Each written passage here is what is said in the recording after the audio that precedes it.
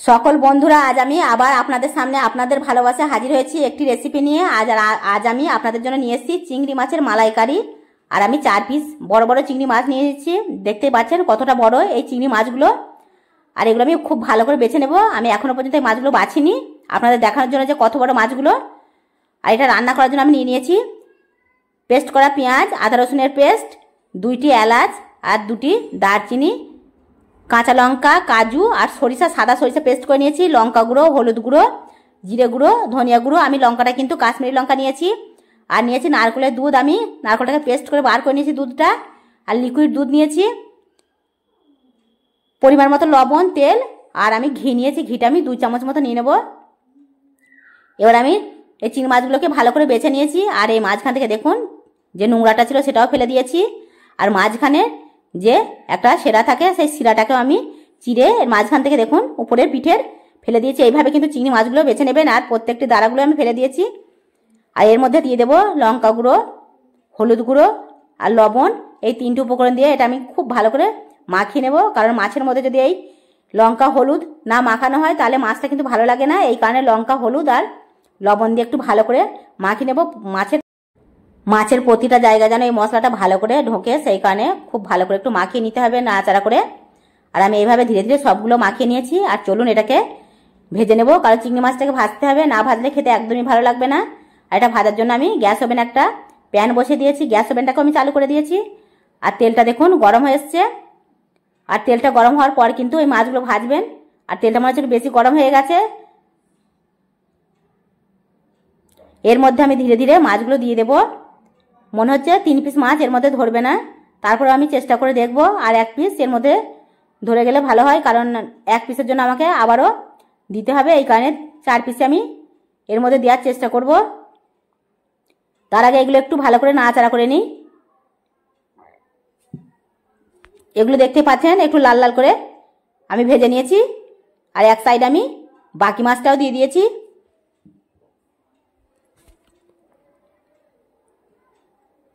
আর মাছগুলো ভাজার পর দেখতে পাচ্ছেন একটু কেমন গুটিয়ে এসছে। যে কোনো মাছ ভাজলে দেখবেন একটু গুটিয়ে যায়, এই চিংড়ি মাছগুলো একটু গুটিয়ে এসছে। আর এই মাছগুলোকে খুব ভালো করে কিন্তু ভাজতে হবে, একটু লাল লাল করে। আমি একটু খুব লাল লাল করে ভেজে নিয়েছি। আর ভাজার পর এগুলো আমি ধীরে ধীরে তুলে নেব। এই দেখুন মাছগুলো আমি সব খুব ভালো করে ভেজে তুলে নিয়েছি। আবার আমি গ্যাস ওভেনটাকে চালু করে দেবো। আর এর মধ্যে একটা কড়াই বসিয়ে দেবো, যে কড়াইয়ের মধ্যে আমি চিংড়ি মাছের মালাইকারিটা তৈরি করব। আর এই কড়াইটা গরম হয়ে আসলে এর মধ্যে আমি দিয়ে দেবো তেল। যেহেতু আমি 4 পিস মাছ রান্না করবো, এর মধ্যে খুব বেশি আমি তেল ব্যবহার করব না। এই চিংড়ি মাছের মালাইকারিটা আমি খুব অল্প পরিমাণে আমি তেল দিয়েছি। আর এই তেলটা একটু গরম হয়ে আসলে এর মধ্যে দিয়ে দেবো রেখে দেওয়া এলাচ আর দারচিনি।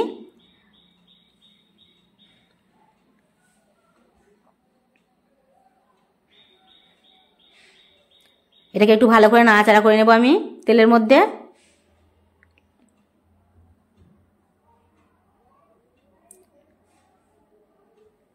এবার এর মধ্যে আমি দিয়ে দেবো পেস্ট করে রাখা পেঁয়াজ।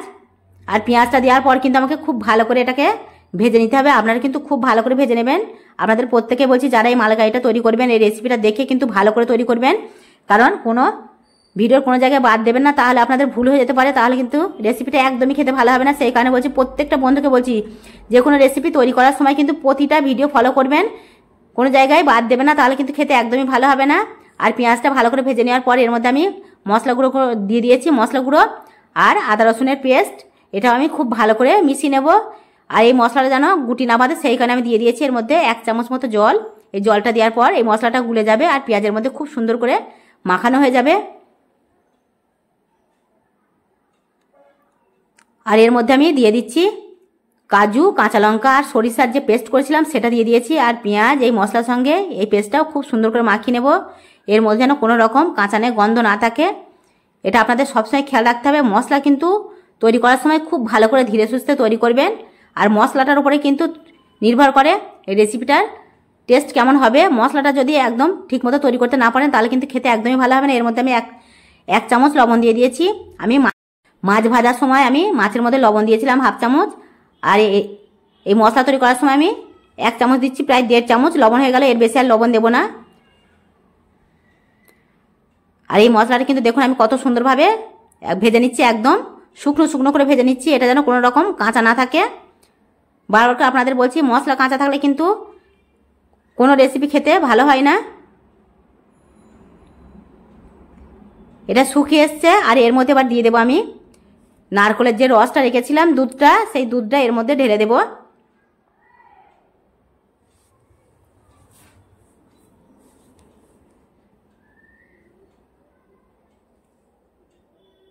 আবার আমি এই দুধ, নারকেলের আর এই মালাইটাকে আমি খুব সুন্দর করে নেড়ে চেড়ে নেব, আর একদম মিশিয়ে দেব।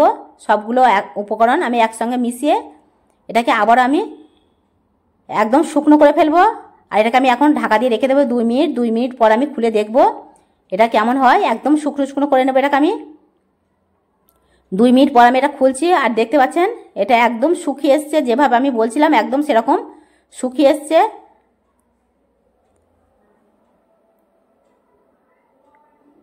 এটাকে আবার আমি খুব সুন্দর করে একটু নেড়ে চেড়ে নিচ্ছি। এটা ভালো করে রসটা একদম শুকিয়ে গেলে এর মধ্যে এবার দিয়ে দেবো আমি রেখে দেওয়া লিকুইড দুধ। এই চিংড়ি মাছের মালাইকারিটা কি যে অসাধারণ হবে সেটা আপনাদের বলে বোঝাতে পারছি না। একবার তৈরি করবেন আর খেয়ে দেখবেন, এই ধরনের রেসিপি আপনাদের খুব ভালো লাগবে। একবার যদি আমার এই পদ্ধতিতে তৈরি করেন তাহলে কিন্তু বারবার চিংড়ি মাছ নিয়ে আসলেই কিন্তু এই নিয়মে রান্না করবেন আর খেয়ে দেখবেন। এর মধ্যে এবার আমি দিয়ে দেবো লিকুইড দুধ। লিকুইড দুধ আমি দিয়ে দিয়েছি, আর সবগুলো আমি একসঙ্গে মিশিয়ে দিয়ে দেবো। এর মধ্যে আমি প্রায় আবারও অল্প পরিমাণে জল দিয়ে দিয়েছি। আমি নারকেলের দুধ দিয়েছিলাম 2 কাপ মতো, আর লিকুইড দুধ দিয়েছি 1.5 কাপ, আর জল আমি 1/2 কাপ মতো ধুয়ে আবারও দিয়ে দিলাম। ঢাকা দিয়ে আবার আমি অপেক্ষা করব এটা ফুটে আসা পর্যন্ত। ফুটে আসলে তারপর কিন্তু আমি চিংড়ি মাছগুলো দেবো। এই দেখতে পাচ্ছেন এটা ফুটে এসছে এই মশলাটা। এর উপরে এবার আমি ধীরে ধীরে মাছগুলো দিয়ে দেব, আর কড়াইয়ের গায়ে যে মশলাগুলো লেগে গেছে সেগুলো আমি এইভাবে নিচে নামিয়ে দিচ্ছি। আর চিংড়ি মাছগুলো এর মধ্যে খুবই সাবধানে ধীরে ধীরে দিয়ে দেব।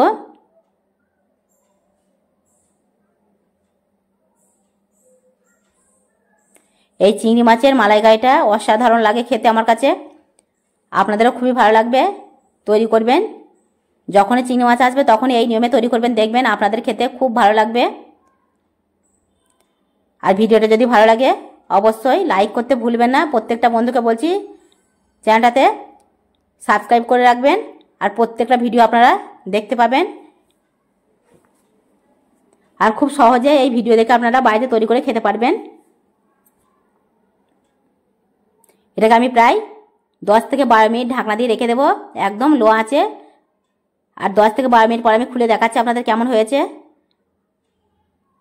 এটা যত লো আঁচে করবেন তত কিন্তু খেতে ভালো হবে, কারণ চিংড়ি মাছের যে একটা টেস্ট সেটাই এই ঝোলের মধ্যে মিশে খুবই সুন্দর একটা স্বাদে পরিণত হবে।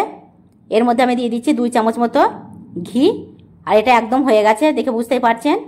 আর আমি এটাকে নামিয়ে নেব আর গরম গরম পরিবেশন করব।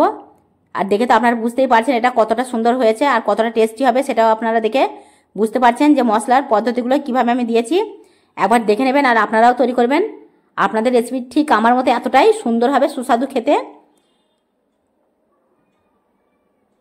আর সকল বন্ধুদের বেশি বেশি করে শেয়ার করে দেবেন, সকল বন্ধুরা যেন এইভাবে তৈরি করে খেতে পারে। এটা হয়ে গেছে, আমি এবার নামিয়ে নিচ্ছি এটাকে। এই দেখুন চিংড়ি মাছের মালাইকারি, এটা নামানোর পর আরেকটু এটা গাঢ় হয়ে গেছে। আর আপনারা যখনই এই চিংড়ি মাছ নিয়ে আসবেন তখনই এই ভিডিওটা একবার ফলো করবেন শুধুমাত্র, আর দেখে তৈরি করবেন।